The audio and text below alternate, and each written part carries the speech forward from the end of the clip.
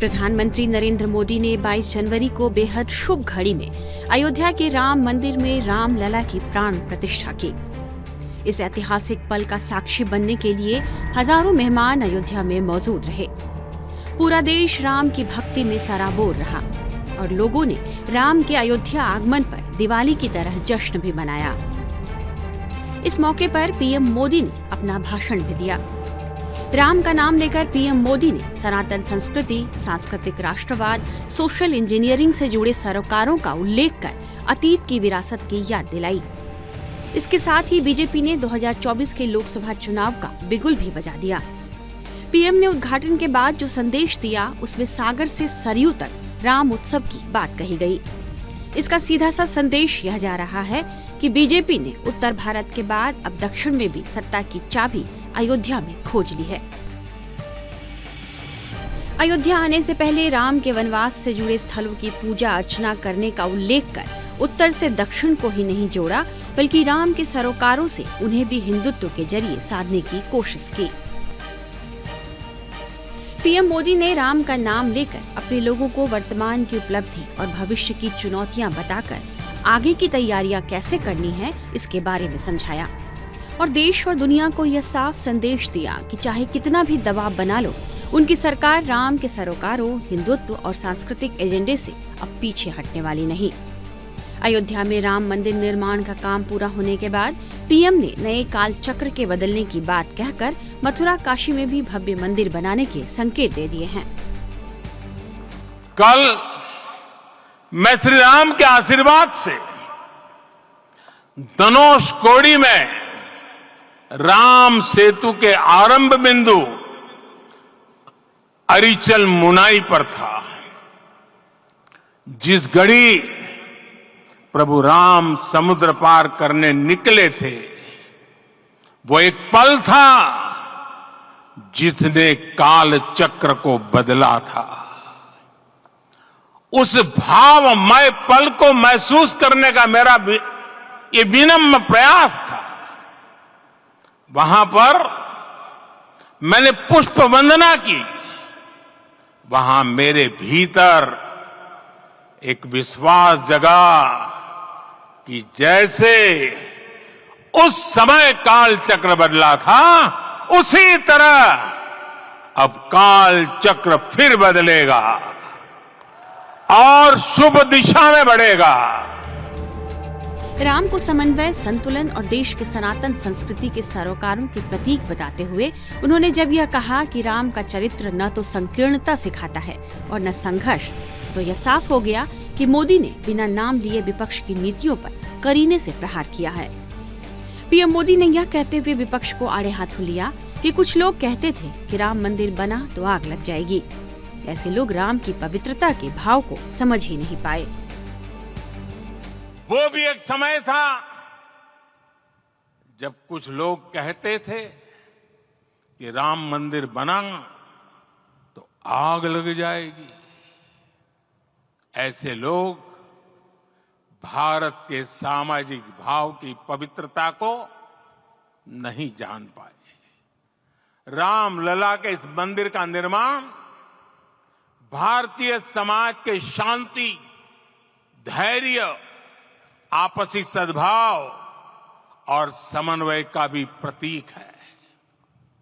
हम देख रहे हैं ये निर्माण किसी आग को नहीं बल्कि ऊर्जा को जन्म दे रहा है। राम मंदिर समाज के हर वर्ग को एक उज्जवल भविष्य के पथ पर बढ़ने की प्रेरणा लेकर आया है। मैं आज उन लोगों से आह्वान करूंगा, आइए आप महसूस कीजिए, अपनी सोच पर पुनर्विचार कीजिए। राम आग नहीं है, राम ऊर्जा है। राम विवाद नहीं, राम समाधान है। राम सिर्फ हमारे नहीं है, राम तो सबके हैं। राम वर्तमान नहीं, सिर्फ वर्तमान ही नहीं, राम अनंत काल है। पीएम मोदी ने अपने भाषण में स्पष्ट रूप से भले कोई राजनीतिक बात नहीं की, लेकिन यह साफ कर दिया कि भविष्य में बीजेपी का अब एजेंडा और संकल्प क्या होने वाला है। इसके लिए पीएम मोदी ने राम को भारत का चिंतन, आत्मा, प्रतिष्ठा बताते हुए उनके लिए जैसे सांकेतिक शब्दों का इस्तेमाल किया, उसमें उन्होंने राम राज्य का संदेश बखूबी देने की कोशिश की। ये मंदिर मात्र एक देव मंदिर नहीं है, ये भारत की दृष्टि का, भारत के दर्शन का, भारत के दिग्दर्शन का मंदिर है। ये राम के रूप में राष्ट्र चेतना का मंदिर है। राम भारत की आस्था है, राम भारत का आधार है, राम भारत का विचार है, राम भारत का विधान है, राम भारत की चेतना है, राम भारत का चिंतन है, राम भारत की प्रतिष्ठा है, राम भारत का प्रताप है, राम प्रवाह है, राम प्रभाव है, राम नेति भी है, राम नीति भी है, राम नित्यता भी है, राम निरंतरता भी है, राम विभु है, विशद है, राम व्यापक है, विश्व है, विश्वात्मा है। और इसलिए जब राम की प्रतिष्ठा होती है तो उसका प्रभाव वर्षों या शताब्दियों तक ही नहीं होता, उसका प्रभाव हजारों वर्षों के लिए होता है। प्रधानमंत्री ने भाषण में एक बार भी हिंदुत्व का नाम नहीं लिया, लेकिन अपने पूरे भाषण में इसे धार जरूर देते रहे। रामलला के अब टेंट में न रहने और भव्य भवन में आने का उल्लेख कर लोगों को यह याद दिलाया कि बीजेपी ने रामलला के जन्म स्थान पर भव्य मंदिर निर्माण का संकल्प पूरा कर लिया है। मंदिर निर्माण को उन्होंने सदियों के धैर्य की धरोहर बताकर हिंदुत्व की चेतना को बखूबी जगा दिया। सदियों के उस धैर्य की धरोहर मिली है। आज हमें श्री राम का मंदिर मिला है।